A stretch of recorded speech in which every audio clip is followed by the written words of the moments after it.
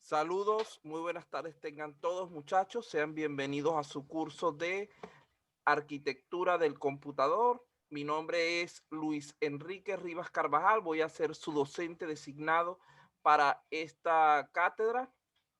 Allí tienen en pantalla mis datos de contacto, tanto el correo electrónico como el teléfono WhatsApp. Ya creo que este grupo lo conozco anteriormente, creo que les he dado clase.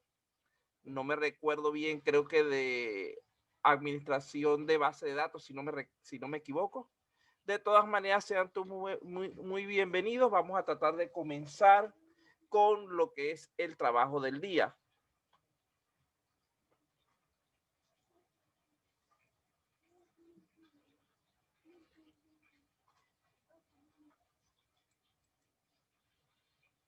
En primer lugar, allí tienen lo que sería digamos que su horario, de 5:45 a 8:45. Ese es su horario de clase que se estableció para ustedes, teniendo en cuenta que los últimos 45 minutos han sido dejados fuera de lo que es la parte del Zoom directamente tipo sincrónico, sino que quedan para que ustedes puedan realizar cualquier actividad complementaria, etcétera, que les sea asignada.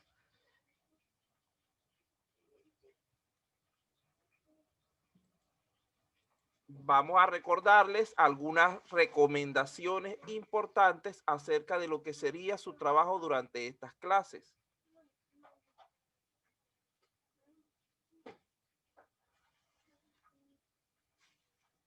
Un momentico. Tengo por aquí alguien en sala de espera. Admitir. Ya. Bueno, continuamos entonces.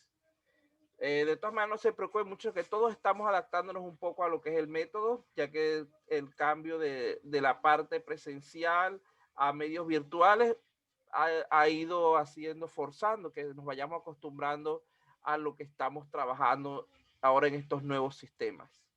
Entonces, antes de entrar de lleno con lo que es el contenido del día, me parece necesario aclarar algunos aspectos importantes respecto a la forma en la que vamos a trabajar durante este curso. En primer lugar, vamos a hablar un poco acerca de lo que son las consultas.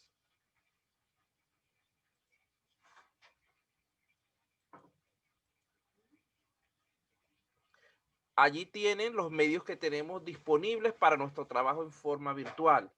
En primer lugar, tenemos el correo electrónico.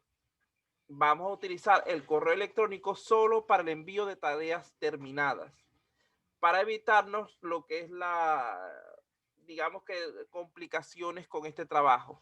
La vez pasada me quería mandar por allí tareas terminadas, avances de tareas, etcétera, y resulta bastante complicado su manejo, porque recuerden que no es un solo salón el que se está trabajando, son 10 salones que tengo en este periodo académico.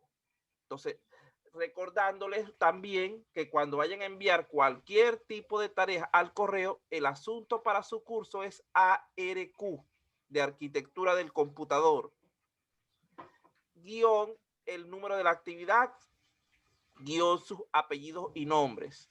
Ese es un formato preestablecido que ya yo tengo configurado mi correo, ese correo que les estoy dando, para que automáticamente cualquier correo que comience por esas tres letras ARQ se vaya directamente a lo que es la carpeta de su grupo.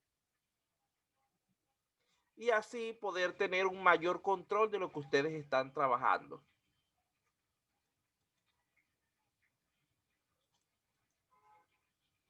Recuerdo de nuevo, repito, el correo electrónico, allí lo tienen, véalo bien. Re, respecto al módulo o al periodo 2019 lo cambié. Anteriormente era uno casi igual, pero con una pequeña diferencia que era guión bajo en vez de punto. Cualquier tarea que me envíen a otro correo no voy a poder revisarla, ya que este es el correo que tengo activo actualmente. Ya lo dijimos, este correo es para entregar lo que son tareas, no para consultas. La tarea recibida será calificada solo una vez, a menos, claro está, de que yo se los indique explícitamente. De que yo le diga, mira, arréglala, te voy a dar la oportunidad y vuélvela a enviar. Pero si no, Si ustedes mandan una tarea hoy y yo la corrijo y me la vuelven a mandar mañana porque todavía tenían tiempo, ya yo tomo la primera nota que les haya evaluado. Así que yo les doy tiempo para hacer sus trabajos, no necesitan apresurarse, pueden hacer las consultas que quieran, pero por otros medios. Y repito, importantísimo el asunto. No se olviden de cumplir con esa solicitud de que el asunto debe ser ARQ cuando comience el asunto. ¿Por qué? Porque cuando yo voy a hacer mis correcciones, yo primero reviso las carpetas de los salones. Por ejemplo, la carpeta de arquitectura del computador. Una vez que corrió toda esa carpeta, reviso otro salón, luego otro salón, así hasta completarlos todos. Una vez que ya he completado todos los salones, es que empiezo a revisar los que están fuera de lugar, los que tienen el asunto incorrecto. Entonces, como a usted le gusta que los corrían rápido, sus notas, etcétera, deben procurar cumplir con esto que se les está pidiendo. Entonces, estén pendientes, muchachos, en no equivocarse en cuanto al asunto. Por lo general, las tareas que ustedes envíen el correo en el trayecto de la semana, especialmente los fines de semana, yo las evalúo. No, esas no las evalúo de un día para otro porque son bastantes cosas que se van acumulando durante el proceso.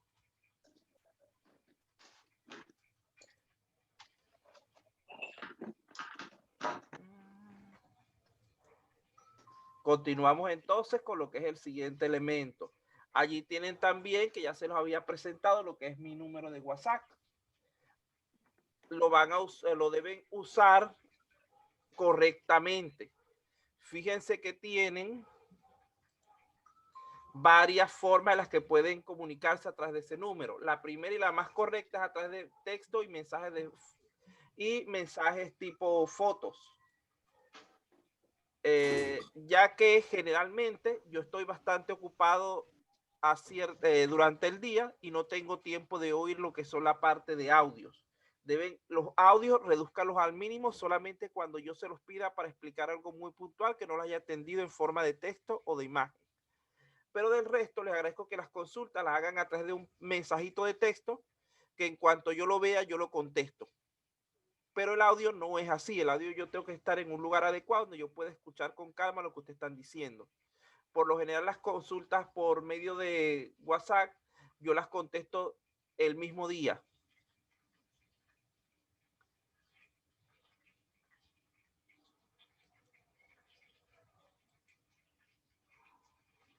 Por el mismo motivo vamos a tratar de evitar lo que son llamadas telefónicas.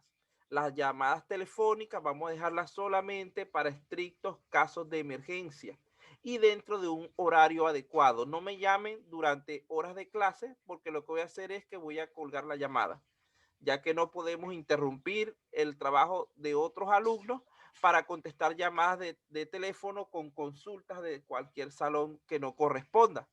Entonces, si me van a llamar, yo de 5 a 11 de la noche estoy en clase.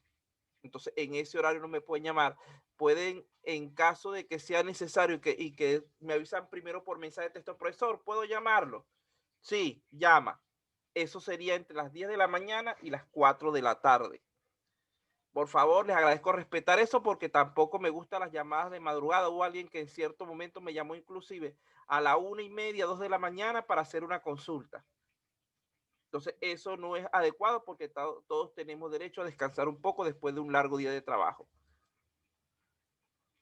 Finalmente, en cuanto a las consultas que se realicen en clase, los primeros minutos de las clases yo los dejo, digamos que libres, para que ustedes puedan consultar cualquier duda respecto a la clase anterior o a temas ya que sean de tipo previo. 5 o 10 minutos, el tiempo, así como hoy estoy dando unos minutos para hacer la introducción. Generalmente cuando se hace la hora, por ejemplo, ustedes son a las 5:45, generalmente vamos a hacer un pequeño conversatorio antes de comenzar con la clase y a las 6 de la tarde en punto comenzamos. En ese tiempo, esos 15 minutos de ese conversatorio, de ese espacio libre, podemos aclarar cualquier duda que ustedes tengan respecto a su curso. Este es un curso sumamente sencillo. Creo que La más complicada es esta primera unidad, ya que habla de algunos temas que ustedes tal vez no están acostumbrados y nombres de elementos que son un poco, vamos a decirlo así, engorrosos, porque no son las palabras que ustedes están acostumbrados, como multiplexadores, demultiplexadores, etcétera. También al final de la hora generalmente nos quedan unos minutos, de entre 5, 10 minutos, 15 minutos, para aclarar cualquier duda que haya en ese momento. En cuanto a durante la explicación, ustedes pueden en cualquier momento que tengan una duda durante la clase, escríbanla por el chat. Yo estoy pendiente del chat y en cuanto veo que hay algún mensaje nuevo, yo procuro, si es pertinente a lo que estamos tratando en clase, yo detengo un momento la explicación y procuro aclarar esa duda. Muchas veces quieren dejar las preguntas para el final y cuando llegan al final ya se les ha olvidado lo que iban a preguntar. Entonces, dejen la aclaratoria allí. O sea, escriben, profesor, estamos hablando, por ejemplo, de multiplexadores. Profesor, no entendí cómo se hace la suma de los multiplexadores. Ajá. Eso es un tema que estamos tratando al momento. Se repite la explicación y luego continuamos. Pero si ustedes lo dejan para el final, a lo mejor se nos olvida que ustedes tenían esa duda o algo y quedamos incompletos con la explicación.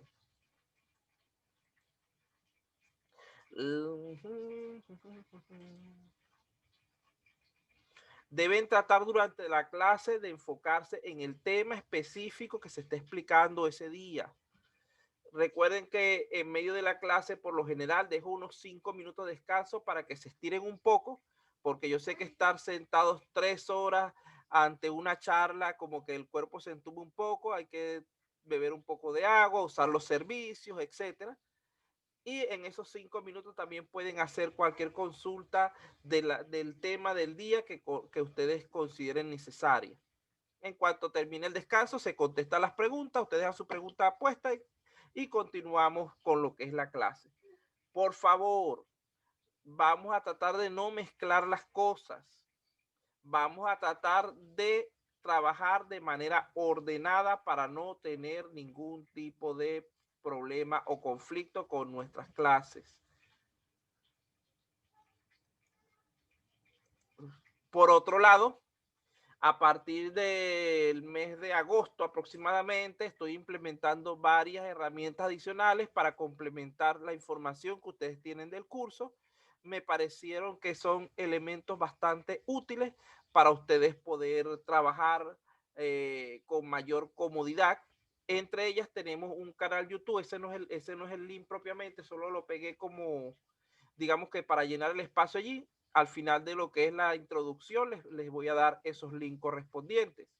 Entonces tenemos un canal YouTube donde yo les voy a ir subiendo todos los elementos de su curso para que ustedes puedan verlo en el momento que deseen, sin esperar tanto a que la universidad a veces se atrasa con lo que es la subida de la información.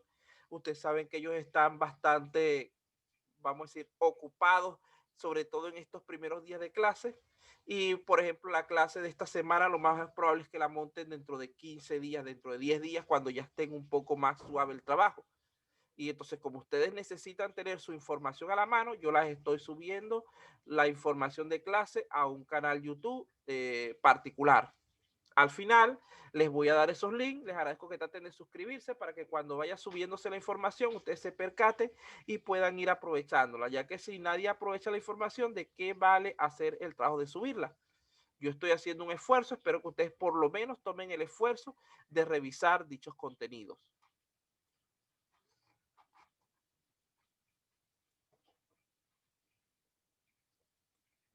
Bueno, continuando entonces, hablaremos ahora un poco de lo que es la estructura de nuestro curso.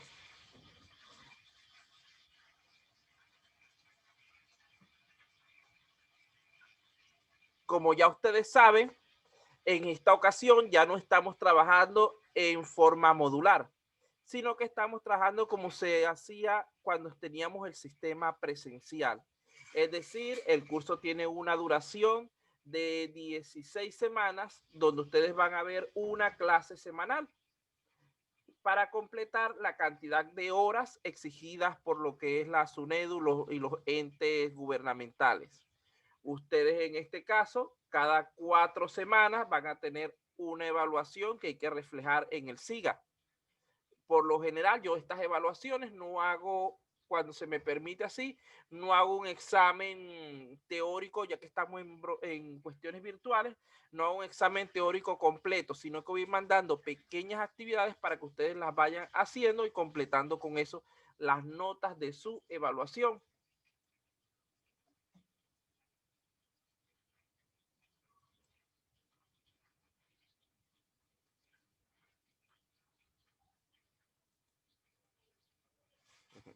Por otro lado, vamos a revisar un poco lo que son los contenidos del sílabo. En este momento se los voy a pasar por aquí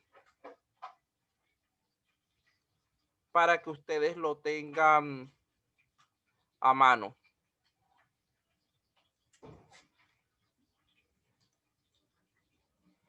Sílabo, aquí está. Allí tienen, les agradezco por favor que lo descarguen para poder revisarlo rápidamente.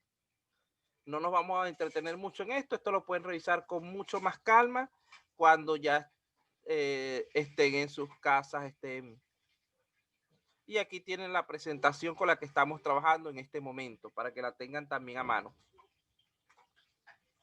Repito, cualquier información que quieran aclarar, pueden hacer el comentario por aquí por el chat y trataré de respondérselo a la brevedad posible.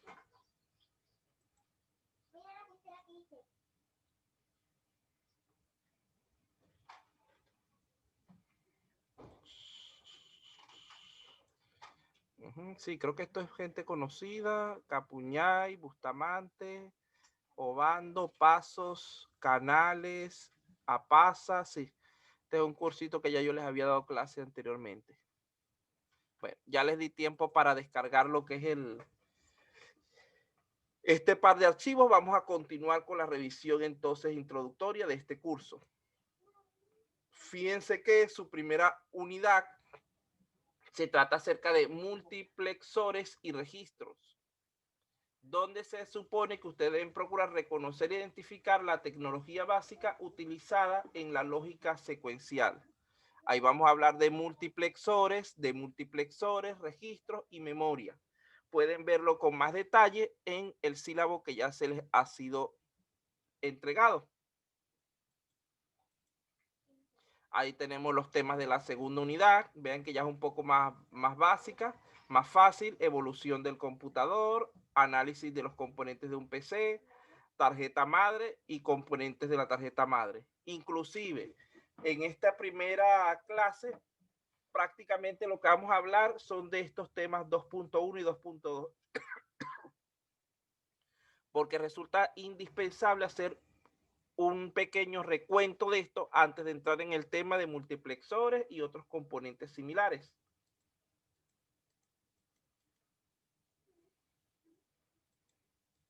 Aquí tenemos el tema 3, microprocesador, con sus diferentes, la unidad 3 con sus diferentes temas. Unidad 4, comunicación interna del microprocesador y el chipset, con sus diferentes temas. Bueno, en cuanto a las evaluaciones, como ya les dije antes, vamos a trabajar con un sistema de evaluación idéntico al que trabajamos cuando estábamos en el entorno presencial. Es decir, vamos, en esta ocasión no va a ser como se hizo anteriormente, que eran 4 prácticas más el examen parcial y el examen final y el trabajo de investigación. Estaremos a trabajar con los mismos elementos que se trabajan antes. Práctica calificada 1 de 10%, examen parcial de 20%, práctica calificada 2 de 20%, trabajo práctico de investigación, emprendimiento, innovación de 20%, y por último, lo que es el examen final. Hasta el momento aún no me han informado realmente si el examen parcial y final van a ser por aquí, por la plataforma Moodle, o van a ser diseñados por el docente y aplicados cada uno a su estilo, pero vamos a asumir que por el momento no necesitamos preocuparnos de eso hasta el mes próximo, que es cuando ya se va a definir todo esto, pero la práctica calificada una sí va a ser realizada directamente por mí como profesor. Entonces vamos a empezar a acumular puntos, inclusive desde esta misma clase estamos acumulando puntos para tratar de resolver al respecto de esto. Tenemos por aquí, vean, yo entre las evaluaciones siempre acostumbro a darle puntos a la asistencia, sobre todo en estos entornos virtuales. Son 4 puntos extras. Es decir, estamos trabajando en base a 24. Hay que hacer una pequeña corrección en esa lámina. Ya les voy a indicar cómo.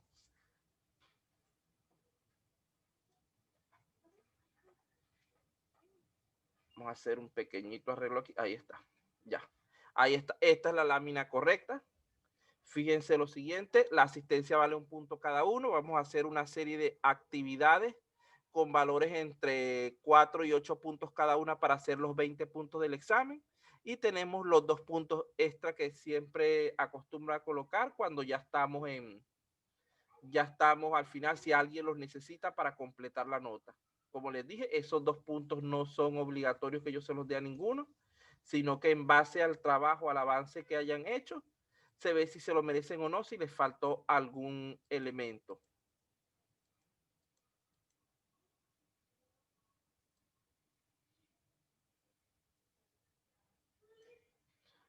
Por otro lado, hay cierta información complementaria que al igual que como les coloqué, les nombré ahorita lo del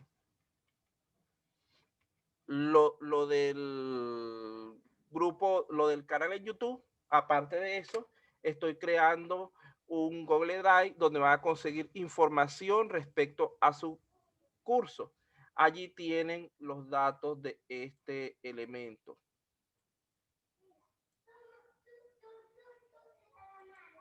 Se movió un poquito.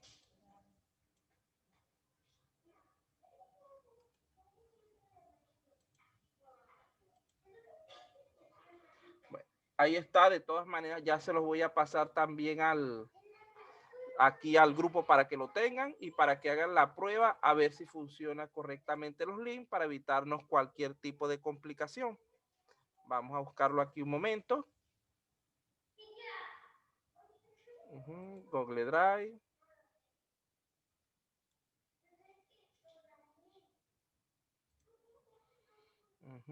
Ustedes son ingeniería, arquitectura de computadora. Obtener enlace.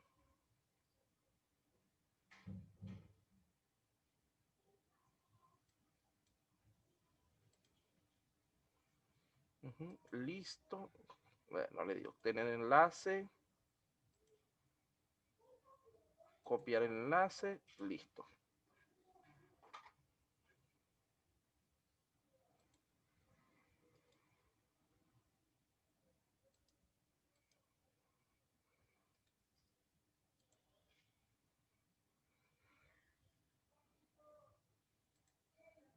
Aquí tienen el enlace, por favor copiarlo del Google Drive y probarlo de una vez a ver si les abre correctamente. Un momentito, tengo que estar pendiente también con la sala de espera. Admitir y admitir.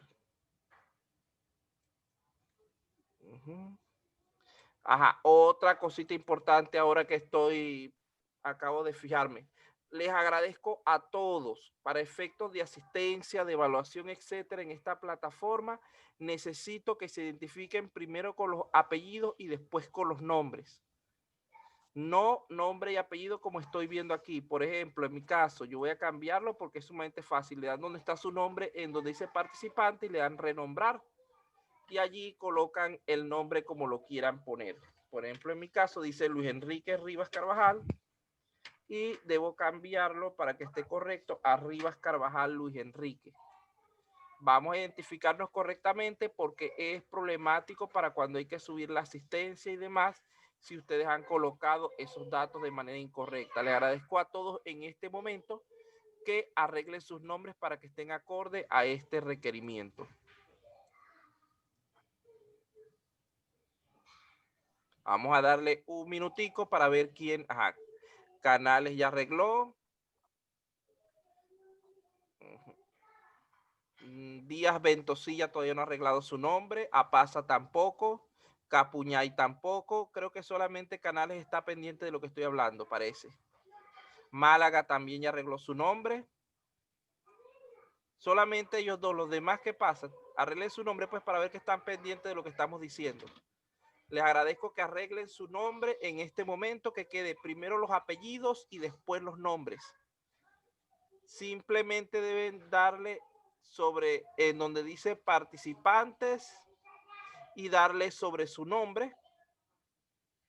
Y allí aparece una opción que dice renombrar.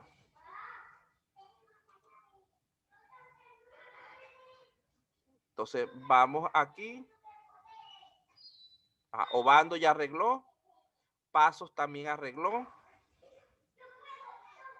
Arreglen porque cuando pase la asistencia dentro de un rato, el que no esté correcto, después no, si no lo añado a la lista de asistencia del día, no es mi culpa. Estoy pidiendo, les estoy dando la oportunidad a todos un momento para que arreglen ese detalle que es sumamente sencillo.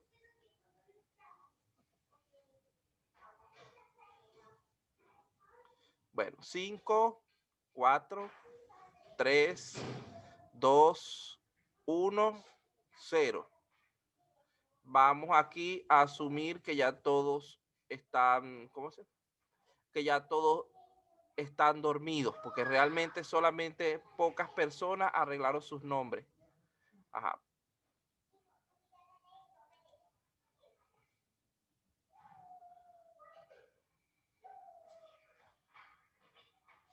Voy a tener que, si no, hoy lo voy a pasar así, pero si no, otro día los voy a devolver para la sala de espera hasta que arreglen el nombre. Bueno, vamos a continuar porque tampoco nos podemos quedar toda la tarde peleando con ustedes porque no quieren arreglar su nombre como debería ser. ¿Probaron ya? Por favor, contéstenme por el chat. ¿Probaron ya abrir el Google Drive que les acabo de pasar el link? Sí. ¿Abre correctamente?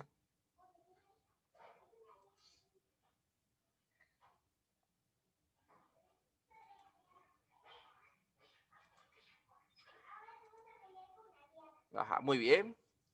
Ya estamos por allí. Vamos a continuar entonces con el siguiente elemento. Allí les voy a colocar diversos archivos de utilidad, diapositivas, etcétera. Cualquier material que consiga para ustedes lo voy a ir subiendo a ese espacio en Google Drive. Luego tenemos lo que es la parte del canal YouTube. Ya voy a ponerlo aquí también el link para que lo vayan revisando.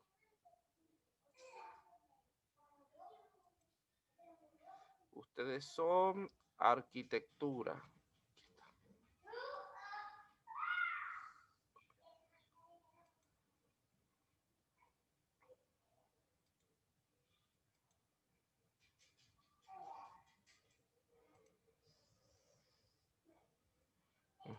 Ahora quiero que prueben lo que es el link del canal YouTube. Por favor, prueben y continuamos una vez que hayamos hecho esa prueba.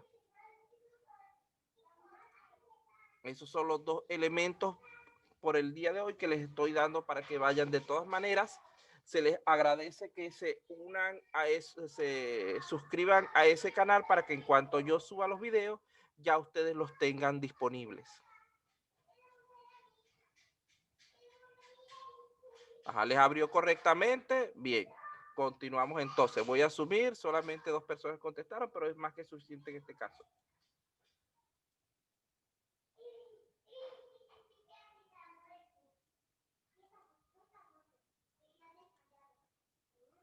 Bueno, por aquí, en cuanto a la participación, vean que en este momento, como les dije ahorita, me pareciera que ustedes no están muy despiertos porque cuando les pedí cambiar los nombres tardaron bastante en hacerlo.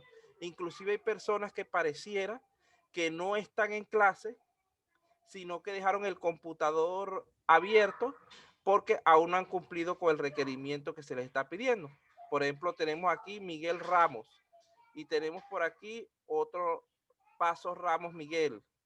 No sé si es la misma persona, son 2 personas diferentes, pero deben procurar de arreglar sus nombre y de estar pendientes con lo que sea le hable, porque si yo veo que ustedes no participan, no hacen las cosas que tienen que hacer, yo asumo que no están presentes, entonces no les voy a colocar puntos por ese día.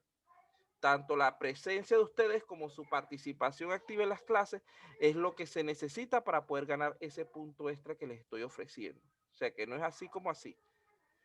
¿Qué quiero decir? Que yo estoy diciéndole en este caso, por ejemplo, a todos que cambien nombres, primero apellido y después nombre. La mayoría lo hicieron, pero hay uno que no lo ha hecho. Eso implica que probablemente él está lejos de la computadora, dejó la computadora abierta y se fue. Entonces, ¿cómo yo considero eso como para la asistencia? De todas maneras, dentro de un rato o por hoy lo voy a pasar a todos como que están presentes, etcétera. Pero cuando yo esté haciendo la asistencia, personas así que dejen la máquina abierta nada más y yo pase la asistencia, no los voy a tomar en cuenta. Deben hacer el esfuerzo de estar pendientes. Vamos a continuar. De todas maneras, por hoy no se preocupen mucho, que hoy voy a ser bastante flexibles con ustedes porque estamos en primer día. Pero deben procurar, repito, en cumplir con lo que se les está pidiendo que hagan. Porque el trabajo, la manera aquí de aprender es estando pendiente.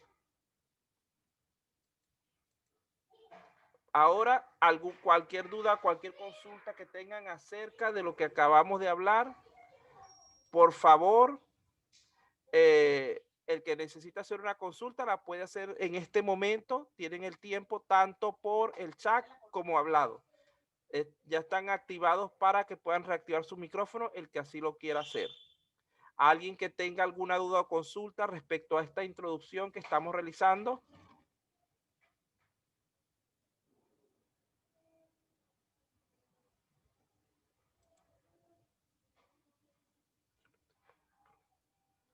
Si no tiene micrófono, no se preocupe, puede hacer las consultas por aquí, por el chat. También es válido igualmente. Preguntas al foro, sí tengo que pasárselas a la gente de coordinación porque esas me las pidieron, ya yo las tengo hechas, pero aún no se las he mandado a ellos porque estoy esperando que me dijeron, hagan las preguntas para el examen parcial y para el examen final. Pero aún no las he pasado porque estoy esperando que me den la orden de entregarlas.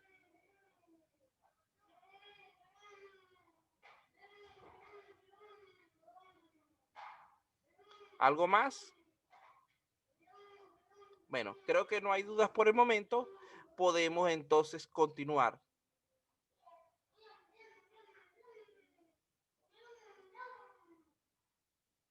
Si subes el chat un poquito, lo consigues, los dos links. De todas maneras, lo voy a copiar y lo voy a volver a pegar para que no. Google Drive y canal YouTube. El canal YouTube aún está vacío. No sé si en el Google Drive ya empecé a subir datos, pero ya va.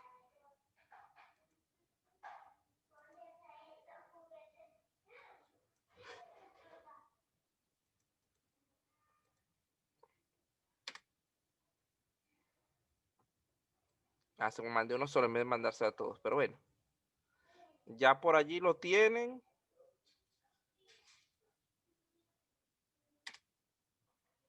Ahí está. Entonces, allí les voy a ir subiendo semanalmente las informaciones respecto a lo que se haya dado en el curso. Yo acostumbro a no subirlas adelantadas porque yo puedo hacer cualquier cambio en el transcurso de la semana, inclusive justo antes de la clase me gusta subirlo actualizado. Las primeras informaciones que voy a conseguir son las que preparé hace ya varios días para entregárselas inicialmente a lo que es coordinación. Pero, les repito, poco a poco vamos a ir muy bien, se les agradece. De todas maneras, ya hoy en el transcurso de la noche probablemente yo suba la información, la clase del día de hoy, para que la tengan a la mano sin tener que estar esperando una semana, 15 días a que se la suban a la otra plataforma. Bueno, vamos entonces, creo que si no hay ninguna otra duda, pasamos a lo que es el contenido que corresponde para el día. ¿Sí?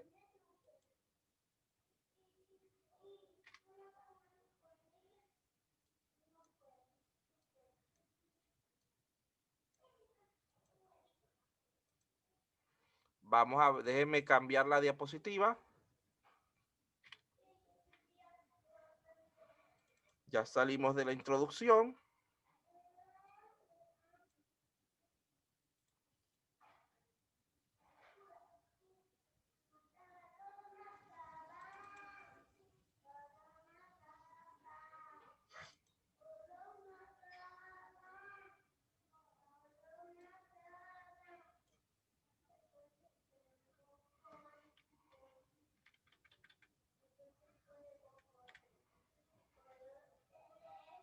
Bueno, allí tienen, ya les acabo de pasar lo que es la diapositiva de la clase del día.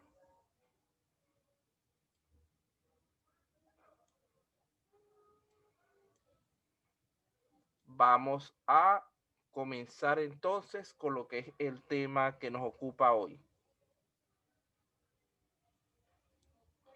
Si la pueden descargar de una vez, mejor todavía, para que vayan llevando un poquito la secuencia respecto a lo que estamos trabajando.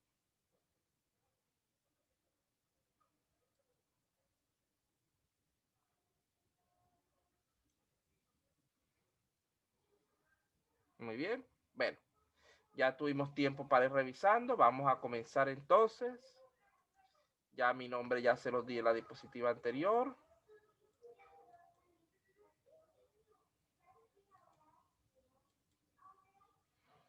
Vamos a comenzar con lo que es una pequeña informaciones introductorias, como les dije, antes de entrar a lo que son los multiplexadores, que es su tema 1.1.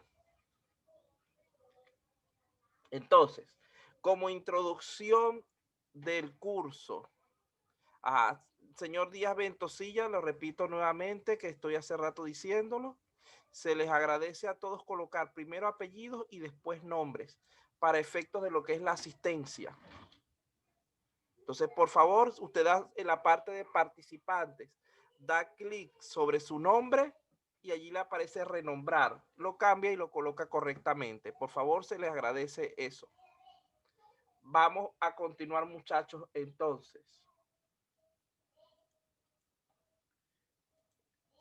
En primer lugar, tenemos que hacer una rápida definición o un recordatorio de lo que es el computador. Un computador para nosotros va a ser simplemente un sistema digital programable.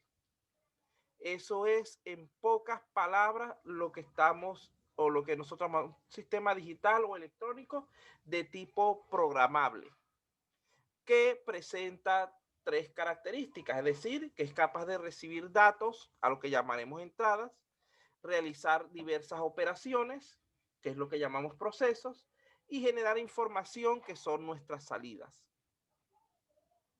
Para ello, hace falta que nuestro computador cuente con una serie de dispositivos, que es de lo que trata realmente la arquitectura del computador. La mejor manera de diseñar el computador o de interconectar los dispositivos del computador en base a las necesidades de nuestro cliente u usuario. De todas maneras, esto lo vamos a aclarar un poco más adelante.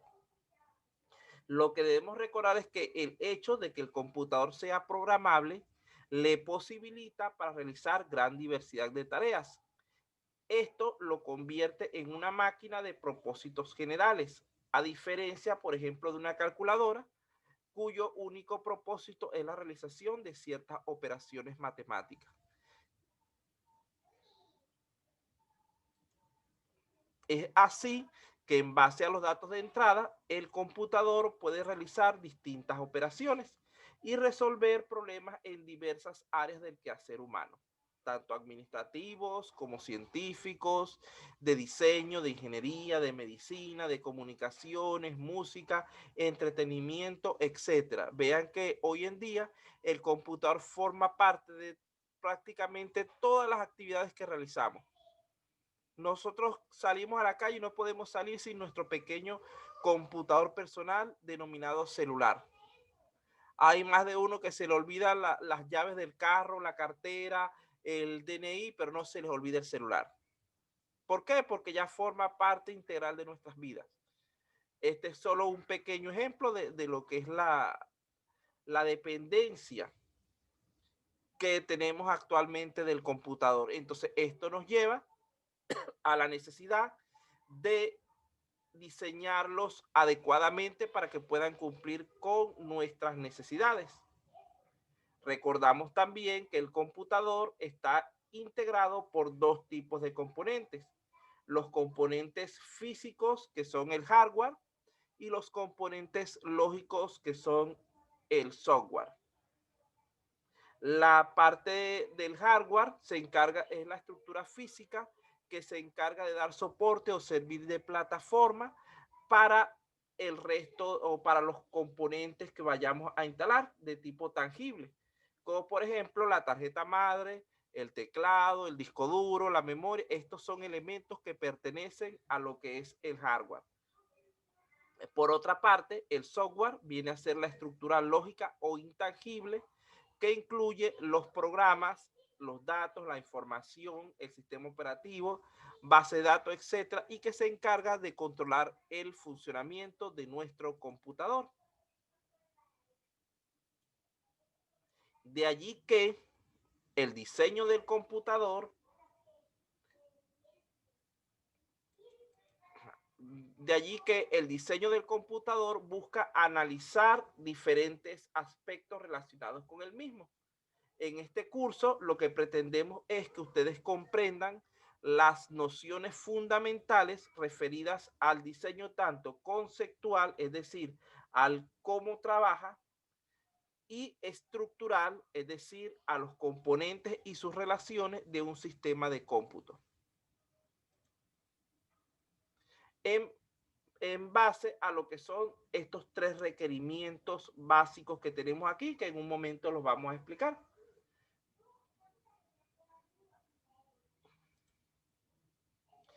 Cuya finalidad es adaptar el computador o el diseño del computador para maximizar los requerimientos de funcionalidad y rendimiento, es decir, su capacidad para hacer aquello para lo que fue diseñado y su velocidad de trabajo, minimizando sus costos asociados. Eso lo podemos ver a través de la siguiente gráfica. Aquí está. La idea es minimizar el lado que dice costos y maximizar lo que es el rendimiento y la funcionalidad. Y esto es lo que busca el diseño del computador, que es el aspecto fundamental del estudio de su arquitectura.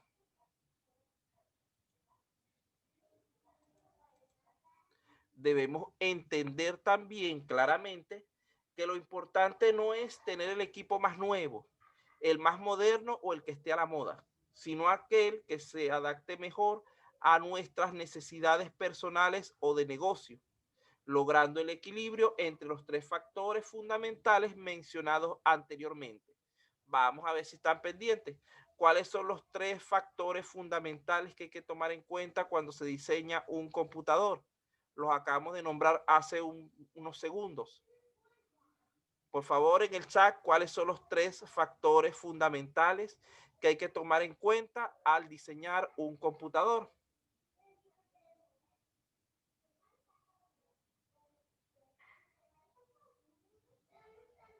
No, esos son los tipos de funciones o de elementos que él realiza: entradas, proceso y salida.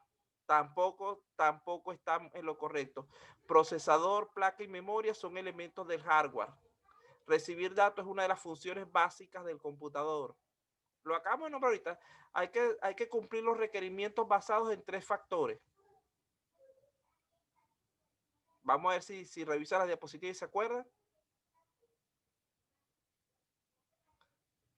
Un poquito me dicen software, sistema operativo y lenguaje de programación. Funcionalidad, rendimiento y costo. Esos sí son.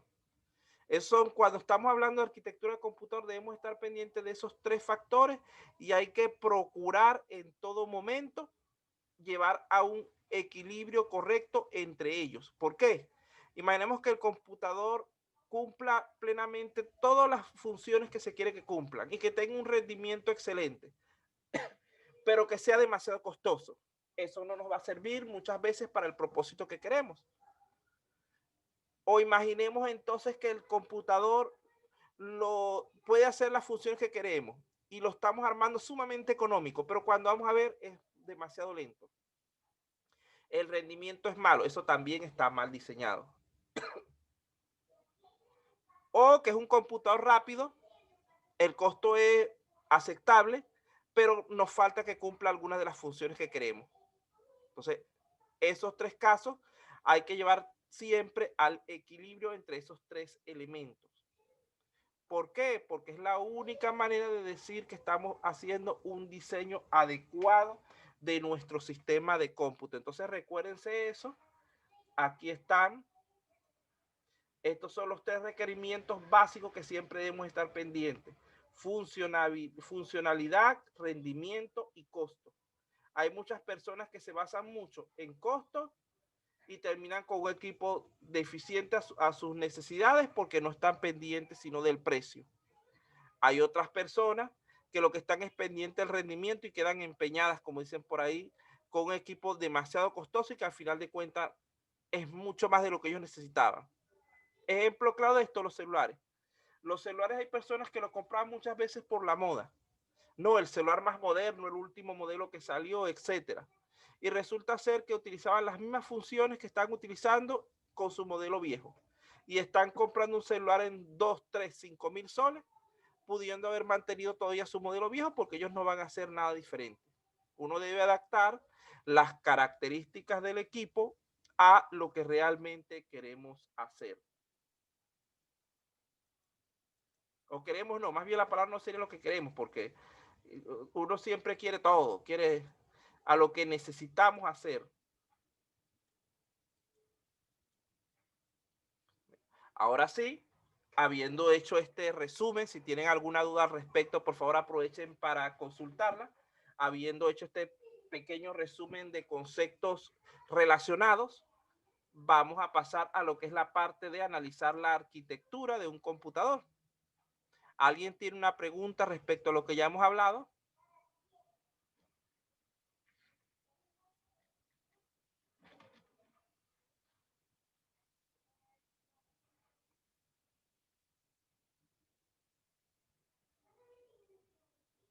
Bueno, al parecer no hay preguntas. Ajá. Me dicen por aquí que está entendido y gracias que cambió el nombre, se le agradece. Procuren no olvidarlo para la próxima clase para así no perder tiempo porque ya no se los voy a repetir más. Y vamos a continuar.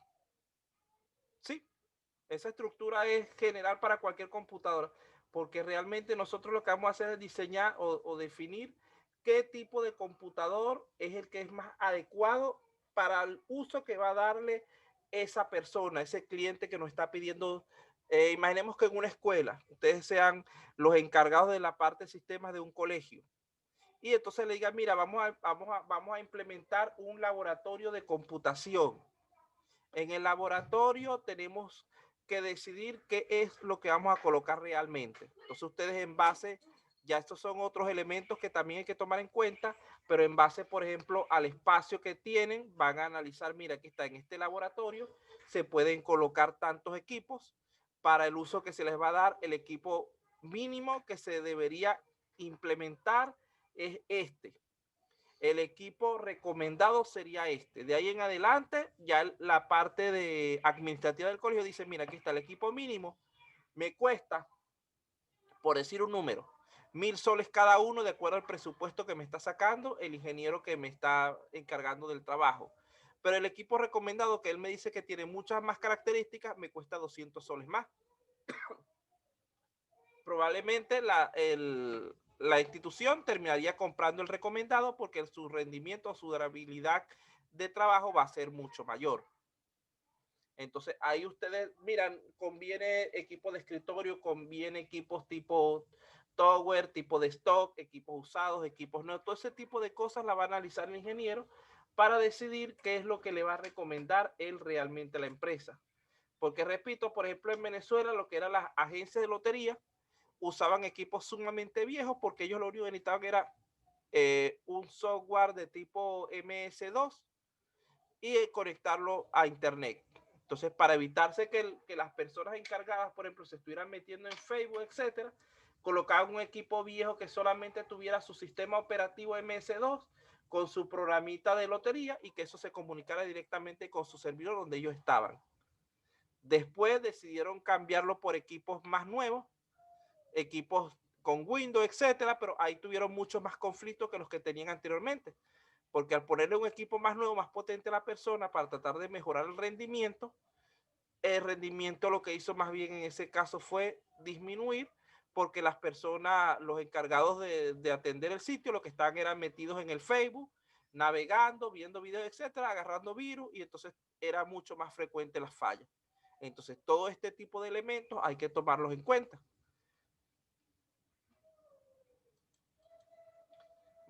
Vamos a comenzar entonces con un pequeño concepto. Allí tenemos la definición que vamos a dar a lo que es la arquitectura del computador. No es más que el diseño conceptual y la estructura operacional fundamental de un sistema de computadoras. Vean que es algo genérico, no es algo específico para una marca, para un modelo, etcétera, sino es eso precisamente, decidir qué es lo más adecuado para el trabajo que vamos a realizar. Es decir, es un modelo y una descripción funcional de los requerimientos y las implementaciones de diseño para varias partes de un computador, con especial interés en la forma en la que el procesador trabajará internamente y accederá a las direcciones de memoria. Ese es el principal componente con el que debemos estar pendientes, permitiéndonos definir entonces la arquitectura del computador como la forma de seleccionar e interconectar componentes de hardware para crear computadoras capaces de ejecutar el software adecuado según los requerimientos de funcionalidad, rendimiento y costo. Vean que vuelven a aparecer nuevamente esos tres requerimientos y van a aparecer prácticamente a lo largo de todo el curso. Enfocándonos en este curso, solamente nos vamos a enfocar en la parte física del computador, es decir, en lo que es el hardware. Pero igualmente hay que conocer un poco, tratar un poco acerca del software, porque recordemos que el computador sin software no sirve para nada. Desde el punto de vista funcional, el computador es entonces una máquina que posee al menos tres componentes o tres tipos de componentes. En primer lugar, la unidad central de procesamiento. En segundo lugar, una memoria. Y en tercer lugar, algún tipo de periférico de entrada o de salida. Es decir, inclusive los pequeños dispositivos como el GPS y otros. Ya va, que hay alguien aquí en la sala de espera. Admitir. Pequeños dispositivos como GPS, ciertos, ¿cómo llamamos esto? Ajá. Ciertos equipos inteligentes, etcétera, también se consideran como computadores.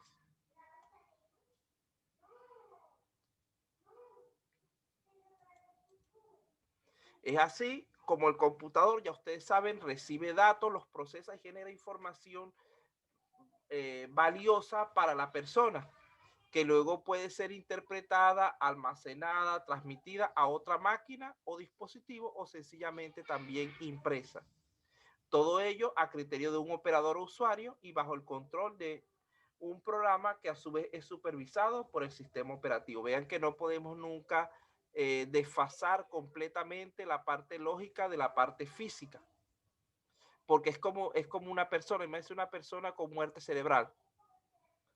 Eso no va a servir para nada, para ningún tipo de propósito. Ya esas personas inclusive las desconectan de las máquinas estas de vida artificial porque no hay ningún tipo de esperanza. Entonces igualmente un computador sin ningún tipo de programa no nos va a permitir realizar ningún tipo de tarea.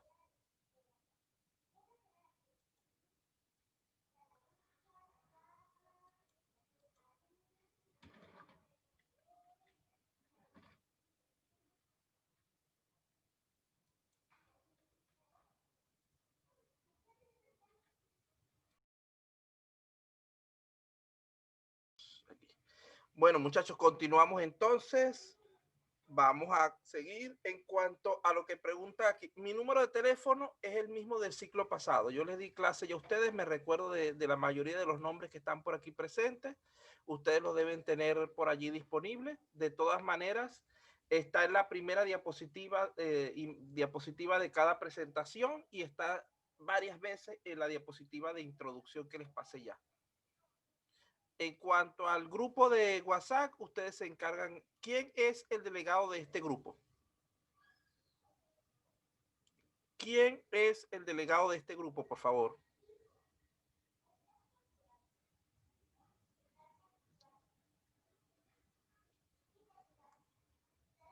Nadie.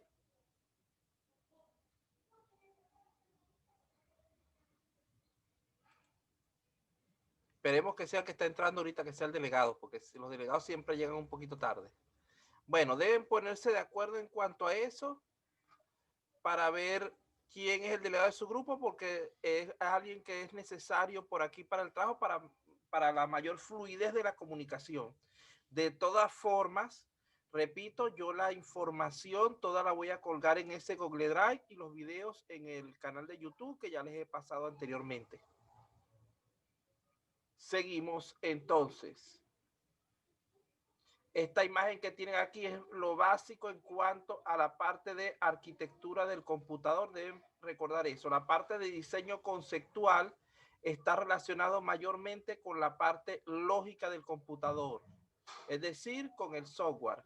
Mientras que la parte de diseño estructural está relacionado mayormente con lo que es la parte física, es decir, el hardware. Funcionabilidad es las diferentes procesos que puede realizar ese software, es decir, las diferentes funciones, operaciones que él puede cumplir. Rendimiento tiene que ver con velocidad de procesamiento y costo tiene que ver con el precio de su adquisición, implementación o como ustedes lo quieran llamar.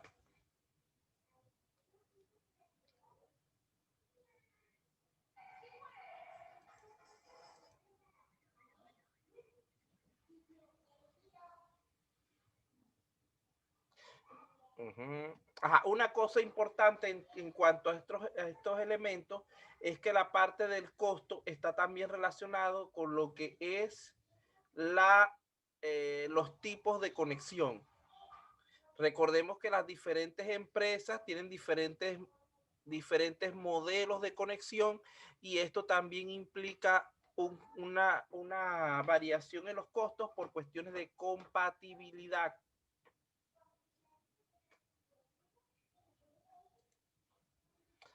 Entonces, de aquí podemos decir que básicamente la capacidad y rendimiento de una computadora dependen principalmente de sus componentes de hardware. Es decir, el hardware es el que le da la velocidad al computador y la potencia. Mientras que la diversidad de tareas que puede realizar radica principalmente en el software que tenga instalado. Por lo que un computador sin software no es más que un adorno o un pisapapeles enorme. Mientras que un programa sin estar instalado en ningún tipo de computador para ser ejecutado no nos sirve tampoco para nada. Entonces, fíjense por allí, son cosas que ya ustedes conocen. Simplemente estoy tratando la manera de introducción. Sin el software, una computadora no es más que una masa metálica sin utilidad. Con el software, el computador puede almacenar, procesar, recuperar información, encontrar errores de ortografía en los manuscritos, tener aventuras, intervenir en muchas otras valiosas actividades para ganar el sustento. O sea, nos sirve para entretenimiento, para trabajo, para cualquier tipo de función que nosotros necesitemos realizar.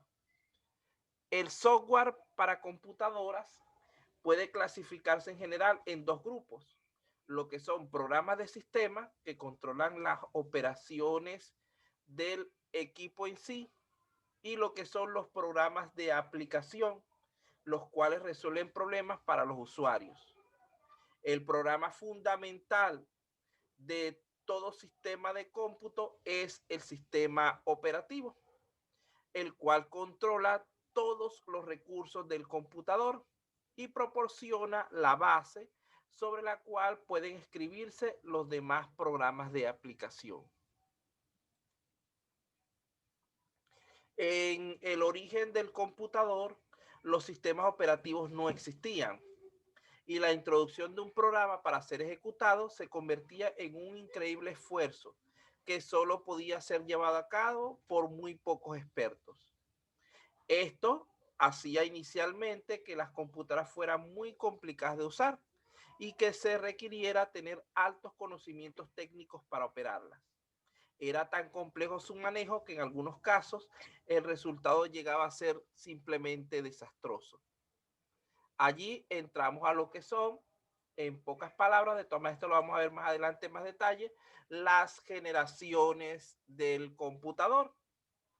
Estamos hablando de 6 generaciones. La primera, que se caracteriza por usar lenguaje de máquina principalmente, y son máquinas, eran máquinas muy grandes y muy costosas. Realmente una memoria RAM podía ser el tamaño de una habitación y un computador podía ser del tamaño de una casa.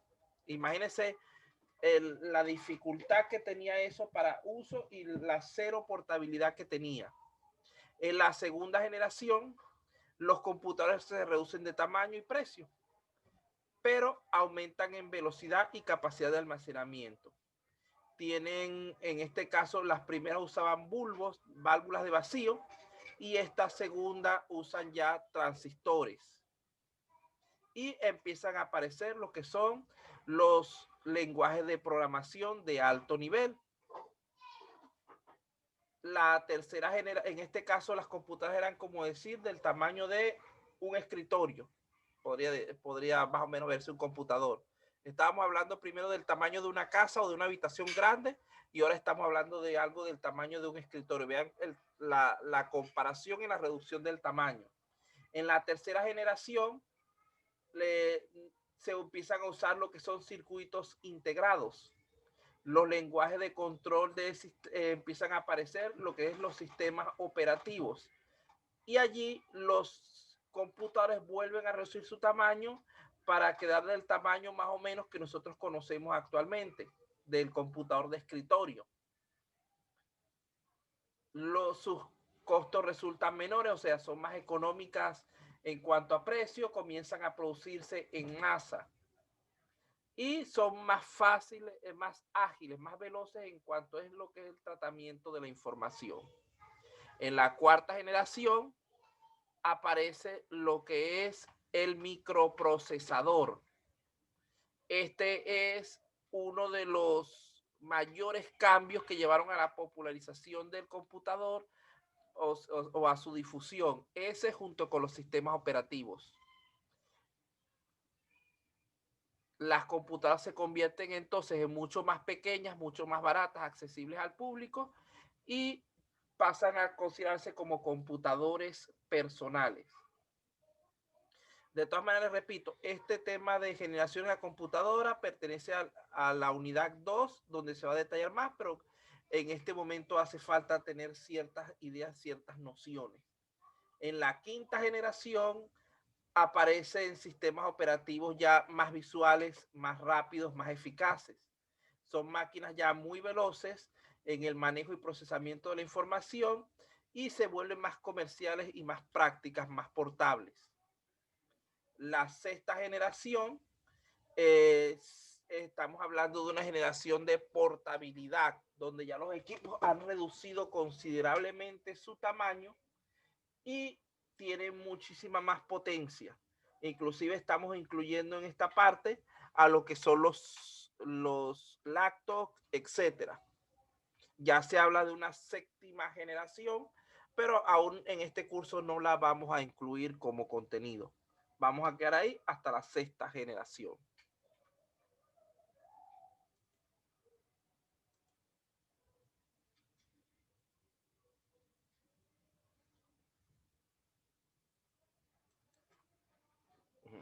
Eh, como pueden ver, las herramientas de programación también han sufrido cambios generacionales.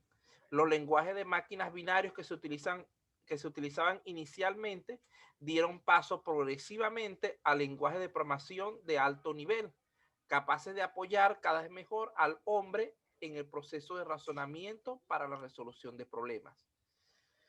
De manera semejante, evolucionaron las aplicaciones de computación, incluidos los sistemas operativos y la forma en la que interactúa el hombre con la máquina, ampliándose sustancialmente el universo de las personas con acceso a la tecnología. Es decir, los lenguajes se han hecho más, o el uso del computador se ha hecho más amigable a la persona. Ejemplo de ello es ahora tenemos lo que son los sistemas táctiles, que hace años nadie ni siquiera se lo hubiera imaginado. Y tenemos también que todo el mundo, yo creo que si alguien me dice que conozco una persona que no ha utilizado para nada el computador, tiene que ser una persona que tengo ahorita más de 80, 90 años, que se haya quedado ahí estancada. Pero ahorita hasta los ancianos, los niños, etcétera, ya las personas con cierto uso de conciencia ya comienzan a utilizar el celular desde muy pequeños y lo utilizan hasta finales de su vida. Ahora sí, con esto hemos salido de lo que es la introducción las nociones generales de cursos anteriores. Vamos a comenzar con lo que sería el contenido en sí de este curso. Vamos bien de tiempo, tenemos todavía aproximadamente una hora. Así que muchachos, vamos a continuar.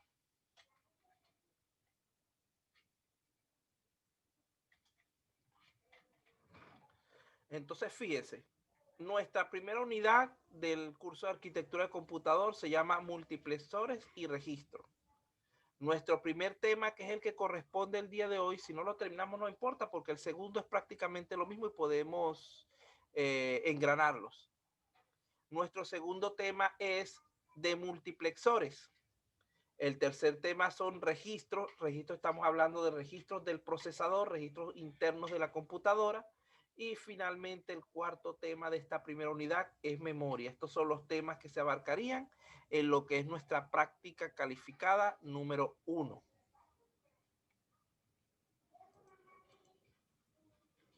Comenzamos entonces con lo que es el tema de los multiplexores. Lo primero es, ¿qué es un multiplexor? Una palabrita rara que estamos usando de hace rato, que es un término técnico, el nombre de este componente. Ahora, no es algo tan complicado como parece. El nombre es un poquito extraño, pero el componente es muy común. Allí tenemos un ejemplo sencillo de un multiplexor.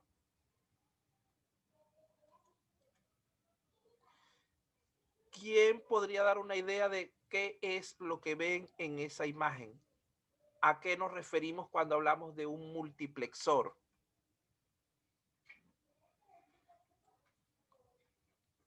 ¿Qué entienden un poco de esa imagen? Me gusta lo que dijo Díaz Ventosilla. El multiplexor lo que es un dispositivo electrónico que recibe varias entradas y las convierte en una sola salida. Eso es lo que es un multiplexor, en pocas palabras. Ellos además tienen entradas de control, que es la que está abajo, que dice de selección, las cuales van a permitir seleccionar cuál es la entrada activa en ese momento. También lo podemos ver de manera simplificada en este gráfico. Ese es el mismo componente que teníamos dibujado allá. Cuando digan MUX, M-U-X, estamos refiriéndonos a multiplexor. Vean que en este caso estamos hablando de un multiplexor de 2 entradas y un selector, es decir, un multiplexor de 2 por 1.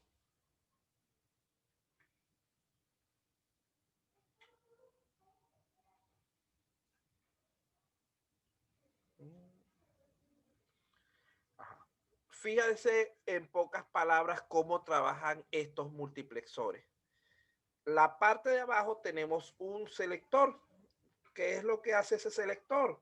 Cuando el selector está encendido, es decir, tiene carga eléctrica, él activa una de las 2 entradas y eso pasa hacia la salida. Cuando el selector no tiene carga eléctrica, activa la otra entrada. Eso es, en pocas palabras, el funcionamiento de un multiplexor visto de manera simplificada. ¿Entienden cómo trabaja un multiplexor? Porque de aquí en adelante el resto de la explicación de hoy se basa en eso.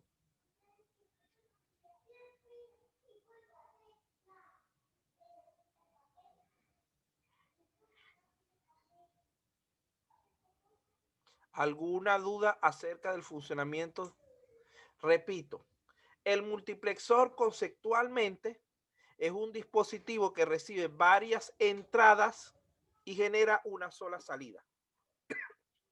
Hasta ahí estamos bien, ¿verdad? Ahora bien, ¿cómo trabaja eso? Realmente lo que él hace es, ustedes conocen, digamos que eso, lo que usa el ventilador. Ese dispositivo de perilla que tú lo vas girando y dependiendo del giro tiene una velocidad diferente el ventilador. Eso es más o menos lo que hace el multiplexor internamente.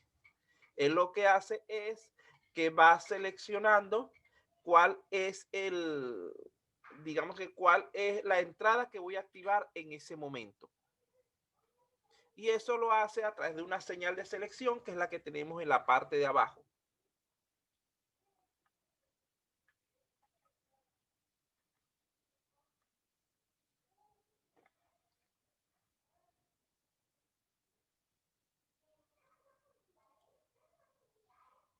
Continuamos entonces. Vamos a verlo. Admitir y admitir. ¿Quién es este? Bueno, vamos a continuar. Ahí están ingresando unas personas que no sé quiénes son, pero vamos a aceptar a todo el mundo ahorita. Vamos a verlo aquí que se ve creo que un poco más claro porque tenemos los nombres de todos. En primer lugar, nuestra línea morada es la salida. Siempre va a haber una sola salida cuando estemos hablando de un multiplexor. Si yo les coloco un dibujo de un multiplexor con dos salidas, ustedes deben asumir que eso está malo. No hay multiplexor con dos salidas. Ese es lo primero que deben estar pendientes. Siempre va a tener una sola salida. Segundo, la cantidad de entradas es variable dependiendo del caso que estemos utilizando. No siempre van a ser solo dos entradas. Pueden haber 2, 4, 8, 16, etcétera. Generalmente son potencias de 2.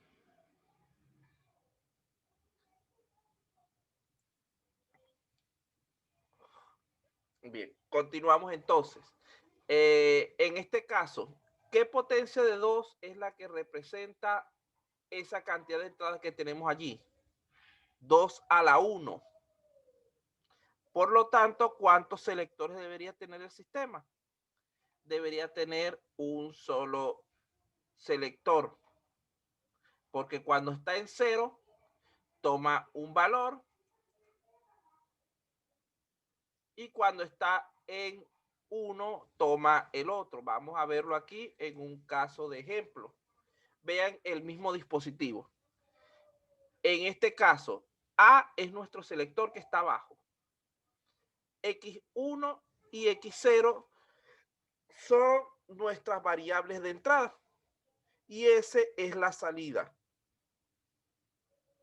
En este primer caso, estamos, el dibujo me quedó al revés, pero bueno. En este primer caso, estamos diciendo que A vale 0. Aquí debemos cambiar en el gráfico, está invertido, es 1, 0, 0, 1, donde dice X1 y X0. ¿Por qué? Porque vea lo siguiente, A vale 0.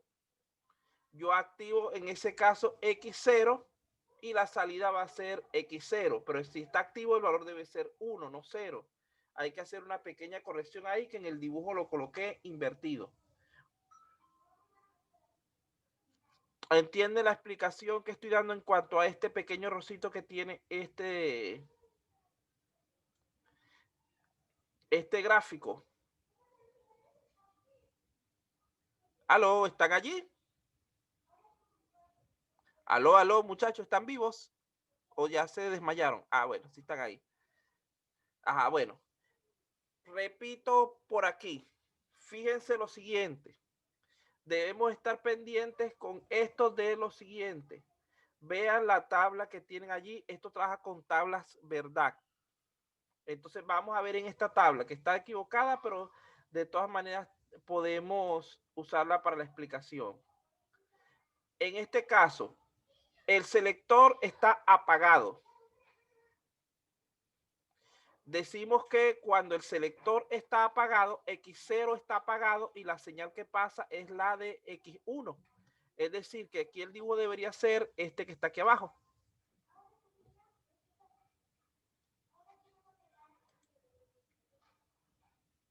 Cuando el selector está encendido, según esta tabla, X0 está encendido y la salida viene a ser X0. Es decir, la tablita esta está volteada, vamos a decirlo así de alguna manera. Pero esos son pequeños errorcitos de transcripción. Cuando hice el dibujo, lo dibujé al revés. Entienden un poco cómo trabaja el multiplexor.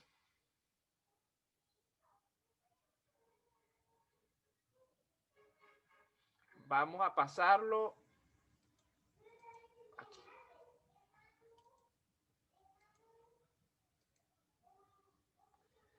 Bueno, este tipo de circuitos que estamos hablando se va a fundamentar en tablas verdad y lógica combinacional. Ustedes, más o menos, sí. Parecido que cuando teníamos el switch, que uno cambiaba el switch manualmente y cambiaba la impresora, pero esto lo hace internamente el computador.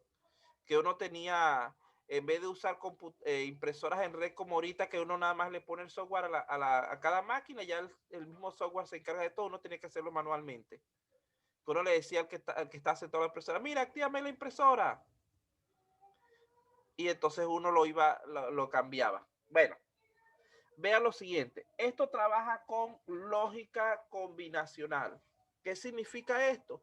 Que va a trabajar con tablas verdad. Ya ustedes deben haber visto repetidamente lo que es la parte de las tablas verdad. Ustedes conocen bien el manejo de tablas verdad. Bueno, vamos aquí a revisar en cuanto a eso antes de continuar, porque si no entienden las tablas verdad y los operadores lógicos no van a poder realizar después los ejercicios que corresponden a este tema. Y se les va a mandar algunos ejercicios para hacer en su casa que formarían parte de su examen práctica calificada 1. Entonces, en primer lugar, vamos a hablar del operador OR, que es la suma lógica. Este operador es verdadero siempre y cuando al menos uno de los dos valores de entrada sea verdadero. Es decir, solamente necesitamos tener una entrada activa para que el sistema se considere como activo. No necesitamos que las dos estén funcionando. Allí tenemos su símbolo. Es como el tacón de un zapato, lo veo yo. O como una de estas cuestiones de los militares. Ellos usan también una forma similar. Y veamos en la tabla verdad. Él es verdadero donde está azul claro. Es decir, cuando los dos valores son cero, él es falso, por eso está en color blanco. Cuando el primer valor es falso y el segundo verdadero, él es verdadero. Cuando el primer valor es verdadero y el segundo es falso, él es verdadero. Y cuando ambos valores son verdaderos, él se considera verdadero también. Entonces, este es el operador OR o suma lógica.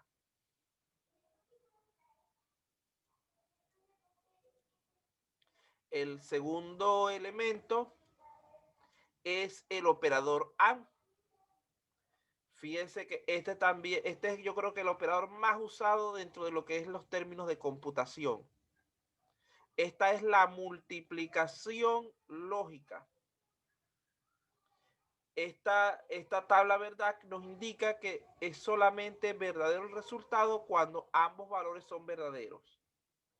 Simplemente si se quieren recordar memorísticamente, en el caso del operador AND, ustedes multiplican 0 de la X por 0 de la Y, me da ahí otro rosito de transcripción. 0 de la X por 0 de la Y me da 0. 0 de la X por 0, copié la tabla de arriba y no le cambié los valores al final. Por 0 de la... Vamos a poner pausa para hacer esa corrección rápidamente, porque...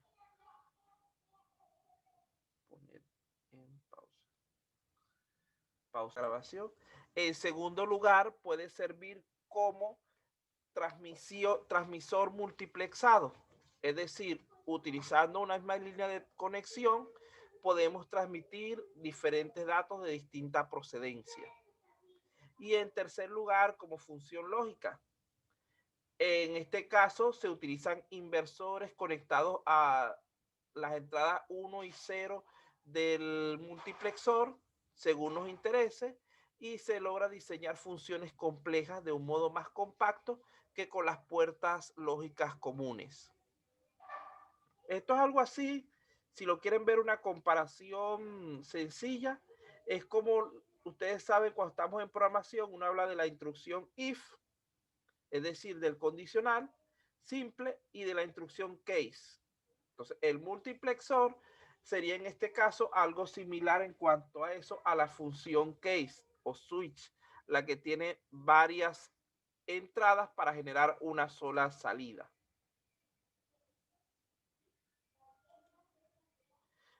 Para que el multiplexor pueda recibir varias entradas y transmitirlas por un medio adecuado de tipo compartido, debe dividir dicho medio de transmisión en varios canales para que así varios nodos puedan compartir y comunicarse al mismo tiempo. Una señal que está multiplexada debe desmultiplexarse antes de separarse, antes de poder usarse en el otro extremo. ¿Qué quiero decir? Yo con un multiplexor varias señales las convierto en una sola, pero cuando llega a la otra persona debe tener un dispositivo que invierte ese cambio y que me separe esa única señal en las varias señales que tenía originalmente. Según la forma en la que se realiza esta división, el medio de transmisión, existen varias clases de multiplexación. Tenemos la de 2x1, la de 4x2, la de 8x3, etcétera.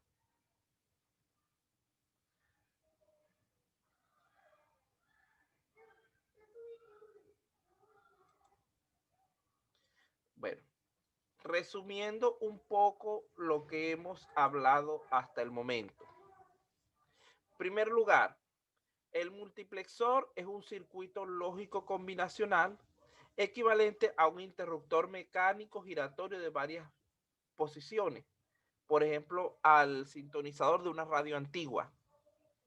Fíjense en el dibujo, él internamente tiene varias entradas y por aquí, por esta salida, va simplemente a pasar la entrada que corresponda al número que estamos nosotros escogiendo aquí en este selector.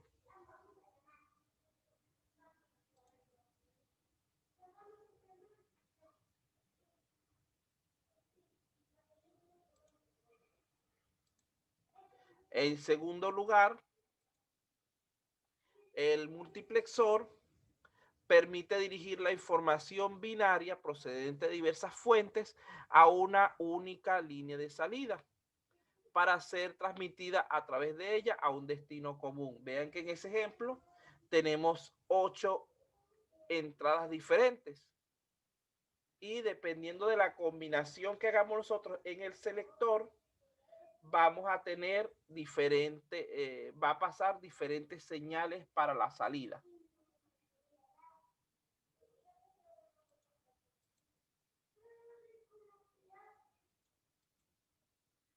Los multiplexores disponen de hasta 2 a la n líneas de entrada. Estamos hablando de un exponente de base 2. y una única salida. El número de selectores es el mismo valor del exponente que tengamos de entrada, que ponen en contacto a uno de los terminales de salida con el de datos correspondiente. Vamos a ver aquí si termina. Vamos aquí, vamos a hacer un cambio aquí ahora, nueva función. Vamos a dejar de compartir un momento eso. Y quiero una nueva función de compartir, pero esta vez quiero la pizarra por un momento.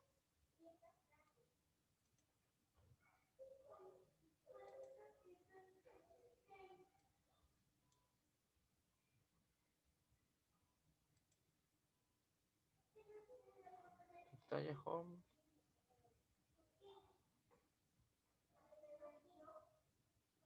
No es lo que quiero.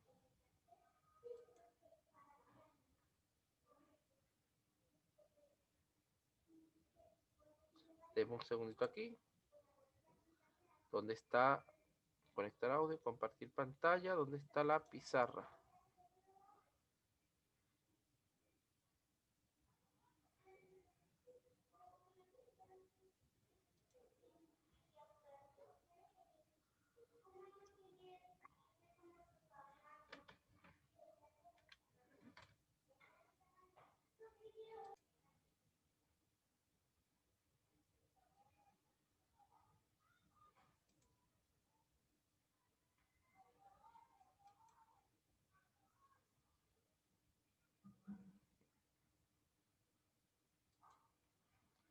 Un momento aquí.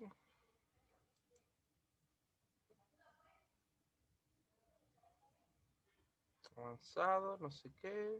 No, faltan los dos cuadros de la pizarra y de presentamos PowerPoint, PowerPoint, pantalla. Para ver si yo le doy aquí. Si no la vuelvo a cancelar.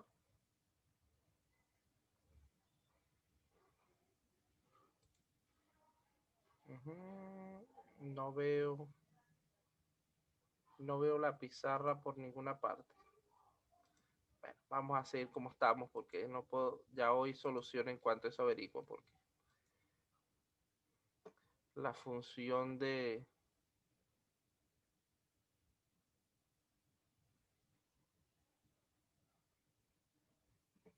bueno, vamos a continuar, muchachos.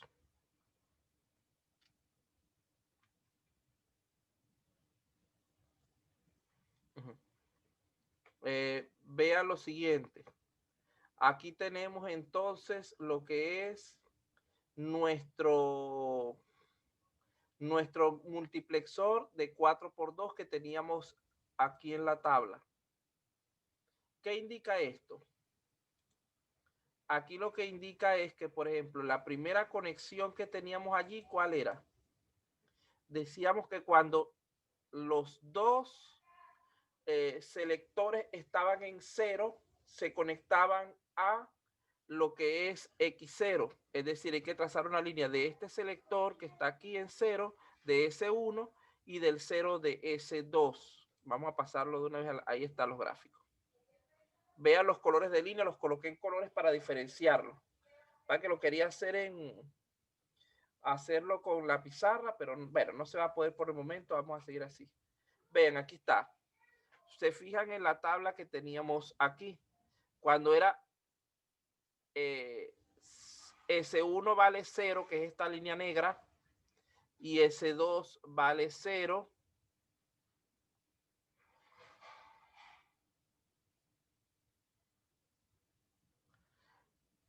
Aquí está, van conectados con X0 ambos, es decir, se activa esta salida.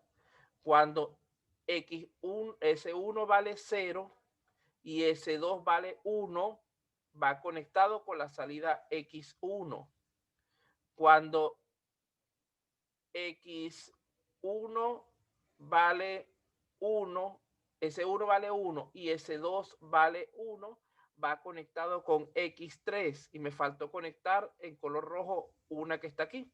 ¿Cómo sería esa conexión? ¿Con quién iría conectado? ¿Cómo iría conectado? Según lo que estábamos viendo.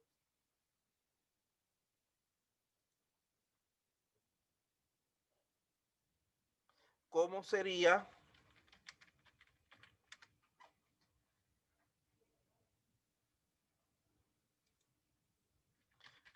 sería la conexión de X2.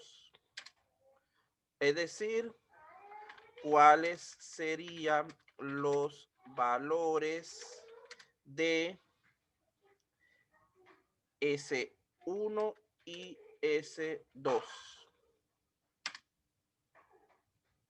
Vean que, por ejemplo, para X0,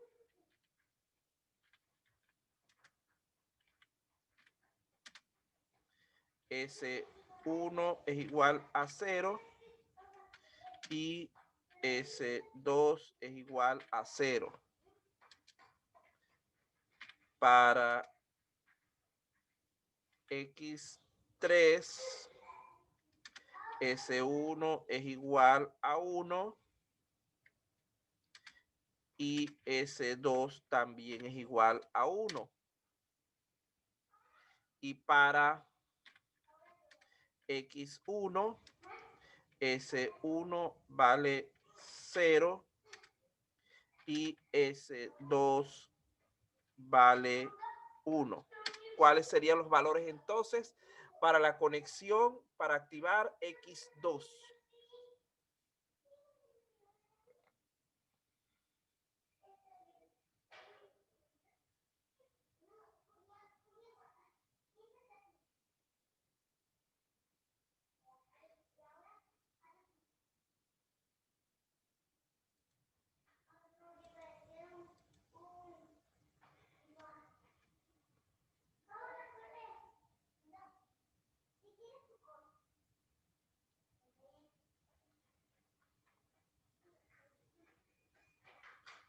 ¿Cuáles serían los valores de S1 y S2 para la conexión X2? Está facilito porque ahí mismo en la pantalla lo dice. Ajá, para X2, S1 vale 1 y S2. Ajá, exactamente, eso es todo.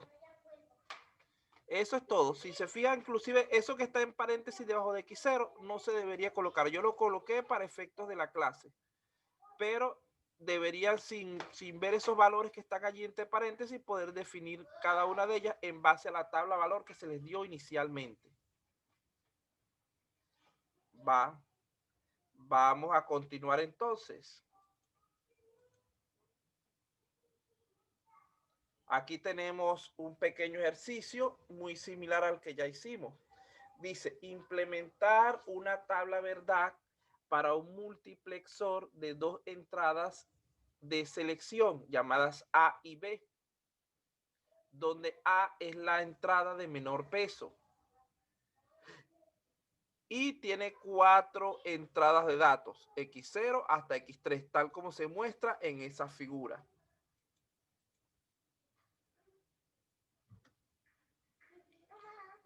Lo primero que debemos recordar es que el multiplexor funciona internamente de la siguiente manera. Ahí está, como dijimos antes, es como un conmutador el cual carga los datos de las correspondientes a la combinación de las señales de entrada que indiquen los selectores. Eso es algo que deben acordarse primeramente.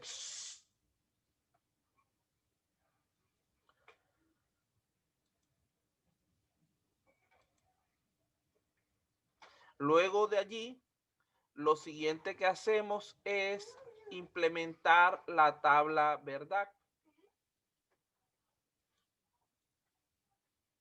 Allí tenemos la tabla verdad de este ejemplo. Fíjense que es la misma de la que habíamos hablado anteriormente.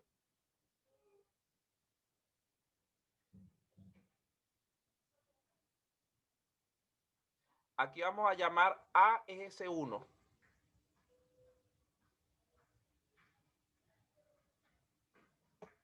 Lo copié de la de 8 y por eso tiene A0 hasta A7.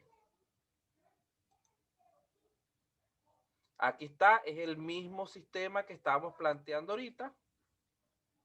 Ahora tienen que ver algo. ¿Por qué 1 y 0 en el inversor? Recuerden que el inversor viene una corriente de una fuente que tiene un valor positivo, un valor de 1, en todo caso de 5, del voltaje que sea, pero un valor activo. Cuando pasa por el inversor, ese 1 se convierte en 0. Entonces nosotros debemos tomar la corriente dependiendo del lado del inversor donde necesitemos trabajar. Fíjense que ahí tenemos nuevamente el mismo dibujo, pero es como un paso a paso de lo que se hizo antes.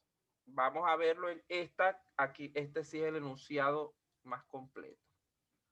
Ahora sí, implementar una tabla verdad para un multiplexor de 3 entradas de selección llamadas ABC, donde A es la de menor peso y tiene 8 entradas de datos tal como se muestra en la figura. Ahí está.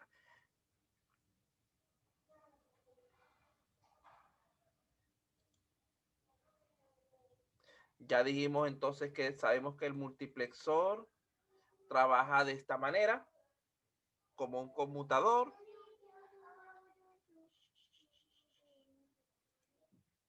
Luego hacemos nuestra tabla verdad, nos las dan en este caso.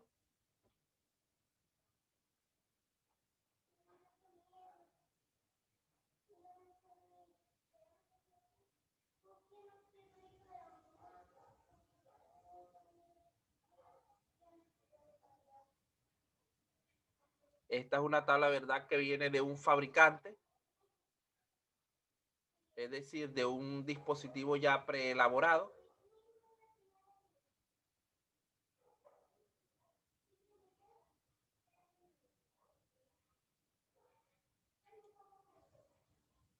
Y aquí está el gráfico de cómo queda ese proceso.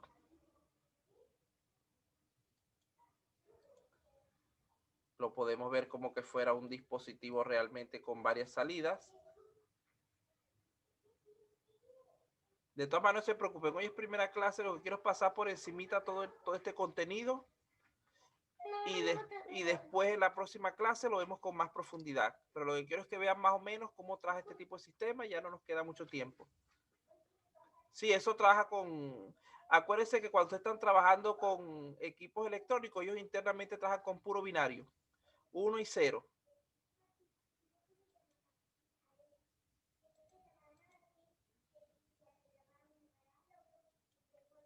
Aquí tenemos algunos ejercicios para analizar en cuanto a esto. De todas maneras, repito, esto lo vamos a explicar en la próxima clase con más detalle. Aquí tenemos un método llamado Carnot, que es para convertir esto en una función. Igualmente, repito, hoy no quiero atosigarlos tanto, solamente quiero que vean que lleva ciertos cálculos. Ya la próxima clase lo hacemos paso a paso esta parte porque no tenemos ya mucho tiempo. Igualmente, multiplexores y de multiplexores se trabaja con el mismo procedimiento. Aquí tenemos que también podemos hacerlo a través de puertas lógicas.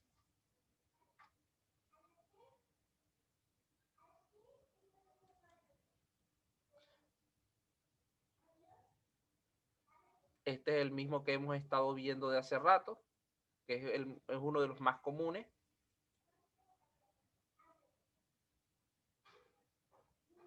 Aquí sería diseñar este multiplexor en forma de dibujo.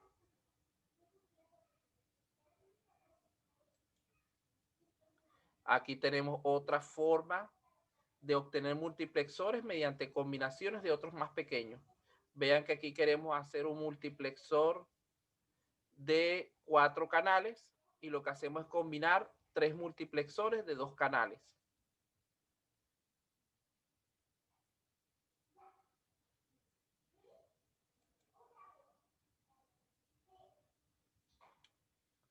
Aquí tenemos otro ejemplo de lo mismo. 3 de 4 forman uno de 8. 5 de 2 forman uno de 8.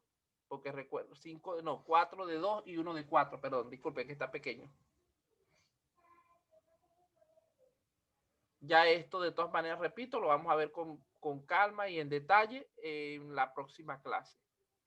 Porque yo espero que de aquí a la próxima clase se integren los compañeros que puedan estar faltando y poder ver completo el tema. Y aquí tenemos un multiplexor de 5 canales, hecho usando multiplexores de 2.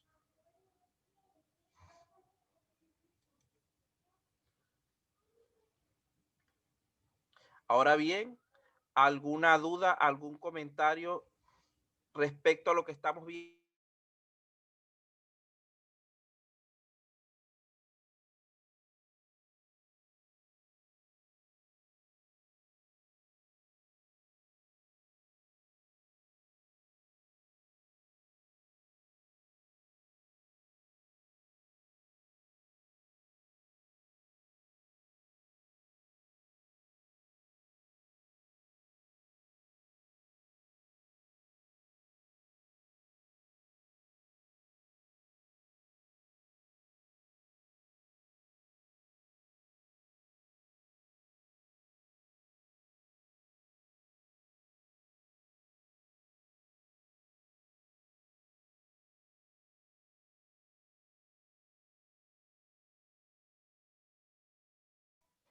¿Alguna duda, algún comentario, alguna aclaratoria por hoy que necesiten respecto a lo que hemos estado hablando?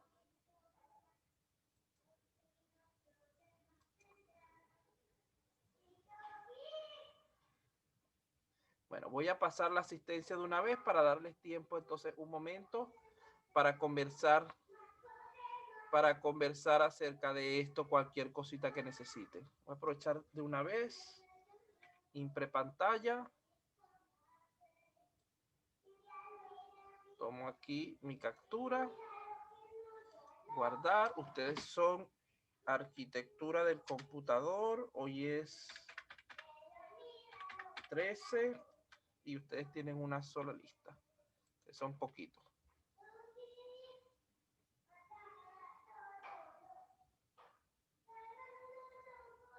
Entonces, fíjense que aquí lo que estamos hablando es que estos son circuitos de combinación binarios donde debemos estar pendientes con estas evaluaciones de operaciones AND, sobre todo, porque el OR solamente se presenta al final.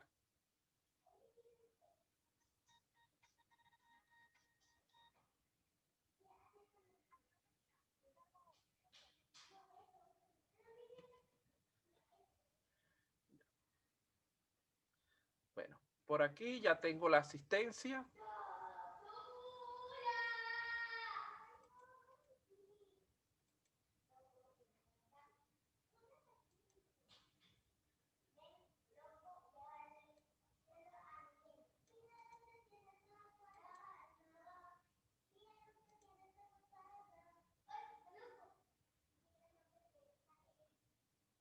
Bueno, ya estamos a punto de cumplir nuestra hora de clase sincrónica. Aquí lo que me gustaría es compartir un poquito con ustedes, acerca de sus impresiones acerca del contenido. Vean que a mi criterio, yo particularmente, el tema más difícil de asimilar de este curso es esta unidad número 1. ¿Por qué? Porque se habla de muchos componentes y se trata desde el punto de vista de, vamos a decir, electrónico, que generalmente nosotros conocemos los componentes, pero nunca nos habíamos puesto a pensar un poco en cómo funcionaban internamente, sino simplemente, no hay un dispositivo que yo tengo varias señales y yo lo conecto, mis señales, y después trabajo con la que yo necesite. Y al final de cuentas resulta ser que eso es un multiplexor. Hay un dispositivo que llega a mi señal de internet de la calle, que viene en forma analógica, la convierte en digital para yo poder usarla en el computador, y después la señal analógica digital que sale del computador la vuelve a convertir en analógica para mandarla de nuevo al internet. Entonces eso resulta ser que es un módem. Modulador y demulador.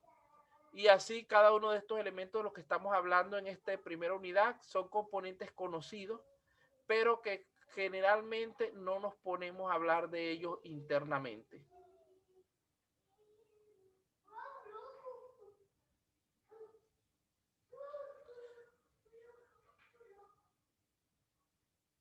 Bueno, por aquí creo que no veo otro punto que hablar en este momento. ¿Ustedes algo que tengan que decir antes de proceder a retirarme para el siguiente curso?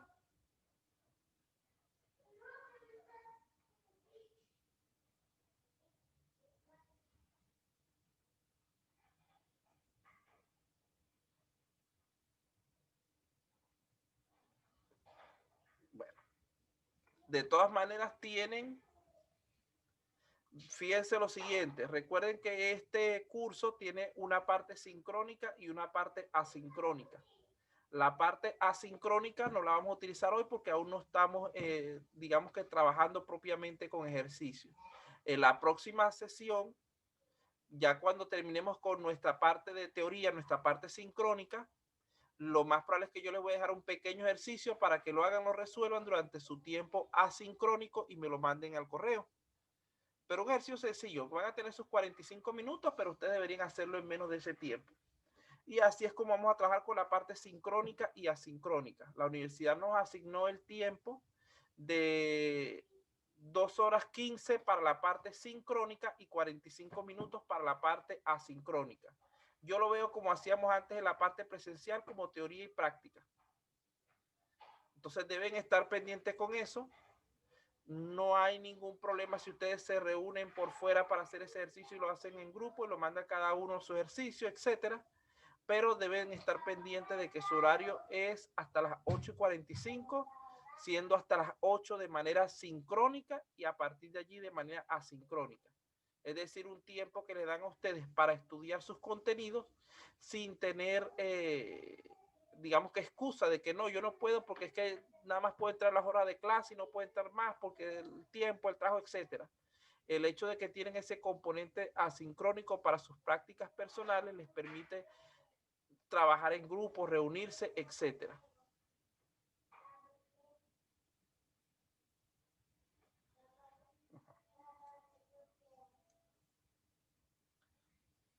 Bueno, muchachos, si no hay ninguna otra novedad, doy por culminada esta reunión. Me quedé sin saber quién es su delegado. Es algo que me gustaría saber antes de cerrar. ¿Quién es su delegado? ¿Tienen o no tienen?